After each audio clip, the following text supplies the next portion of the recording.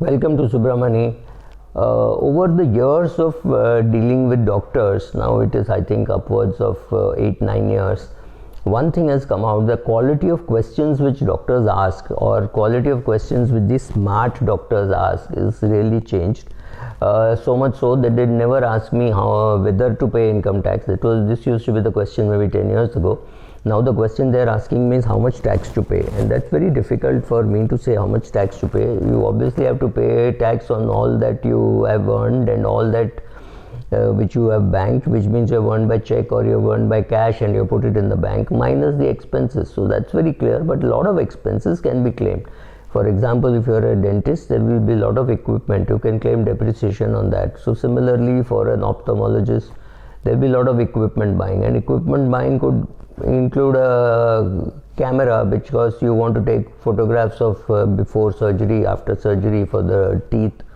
So those kind of things, you can buy a good camera. Yes, you can get depreciation on all that, saying all this is professional equipment, which it is, right? So those things you can do. You can reduce some taxes by creating a HUF, by creating an association of persons, by transferring money to less tax paying entity in the house, by making sure that your wife pays income tax, your children pay income tax, your HUF is created. Yes, you can do all those things, but let us look at the questions which people ask.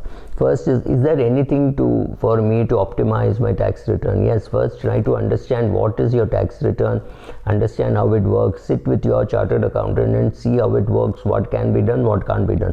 Don't do anything illegal, because it will come to haunt you much later. Imagine if you're standing for election and some of these truths come out. Do you want it hitting on your face exactly the day when you're being nominated or when you're filling up the nomination forms? So be very careful about what you do, because on this will depend on your future career, right? Another question which I am very happy that doctors ask is, what is the income that I can defer? Please understand, you can never defer your professional income. So if I'm a chartered accountant or I'm a doctor, I perform some work today, I will have to send the bill and collect the money. That is not what I can defer. However, I can always create investments. For example, I can put money in an equity mutual fund or an index fund, and I say I will withdraw it only after 30 years or 40 years. Or maybe even 50 years. So what happens is I have completely deferred my capital gains tax to 30, 40, 50 years, and there will be no regular income. Remember, dividends are now taxable.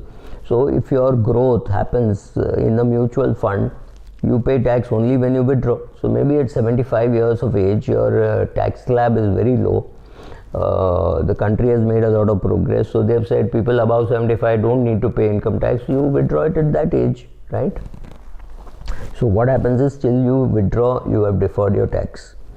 A lot of doctors have asked me for a consulting session with me, but unfortunately I don't do work at the micro level. So if you were to write to me that you want to invest with my help, what I do is I refer you to some other IFA, and hopefully that IFA will seek my clarification before finalizing. But that is up to the IFA. I will not. For example, if you are in Delhi, I would suggest a different person. If you are in Mumbai, I would suggest a different person. That's what happens, because people prefer the physical touch and feel that they need. So I will refer you on rather than trying to get into it myself, because I may not be very good at micro anymore. I used to do it long back, but no. Then there are doctors who will send me a mail saying, should I invest in this? Well, I am very clear that when you know that you have to ask, which means you are unsure, don't invest. It doesn't really matter. You have not missed out everything. I mean, anyway, you're going to put a small percentage of your portfolio. So don't really get into worrying as to at all the options that are thrown at you, because you will keep getting insurance which looks like a mutual fund, and mutual fund which is actually an insurance in hiding, right? So whether you should make this investment, if you do not know, at least have a financial advisor who will be able to answer. If you send me a mail, decent chance that I will answer, but my answer will be very cryptic. It might just say no, or say you do not need this at all, or well, it is not serving any purpose, so don't buy, right? Something like that. Yes, but I may delay the speed at which I reply. That is one risk. Doctors ask, luckily, happily for me, they nowadays ask, how do I calculate my net worth? So at least, okay, there are net worth calculators, go put all your figures and see what is your net worth.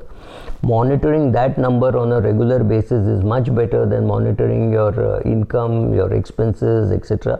Keep on monitoring your net worth. When the net worth does fall, it means you have done something wrong. Ask yourself before you invest whether you can afford that vacation, that car, or that what have you. So any of the bigger expenses. You will not get killed. I am not worried that you will get killed when buying an expensive shirt. Yes, you bought a 500 rupee shirt for 8,000 rupees. That's fine. It will not kill you. However, if you buy a ULIP where you're going to pay 50,000 per month for only 30 years, that is going to kill you. Not only because of the fact that it may not do well, but because of the fact that you have ignored every other investment option and invested, and that could really hurt. So ask somebody, can I afford this expense, can I afford this investment, and is the ROI justified, right? So ask these questions. And of course, one question which people like to ask me is, can we go to a meeting together along with my IFA? And which means very clearly you don't trust the IFA, or you do not like the jargon which that guy girl is using, right? So that's why you want somebody for a meeting together. It can't really happen because we may be in different locations, but one thing which can happen is, after you have decided what to do, if you send me a mail, I may answer it either through a separate blog or personally. Thank you.